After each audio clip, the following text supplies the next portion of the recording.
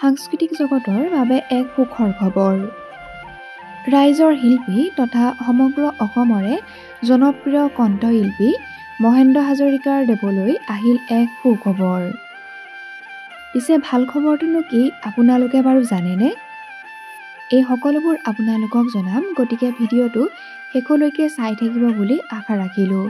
লগতে যিসকলে আমাৰ চেনেলটো পোনপ্ৰথমবাৰৰ বাবে চাইছে তেওঁলোকে চেনেলটো প্লিজ ছাবস্ক্ৰাইব কৰি ল'ব।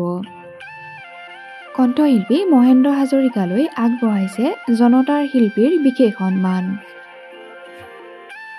15 ফেব্ৰুৱাৰীত ওদালগুৰিত অনুষ্ঠিত হোৱা সদৌ অসম অনুসূচিত জাতি ছাত্ৰ সন্থাৰ 44 সংখ্যক প্ৰতিষ্ঠা দিৱসত এই বিশেষ সন্মান লাভ কৰে কণ্ঠশিল্পী মহেন্দ্ৰ হাজৰিকাদেৱে।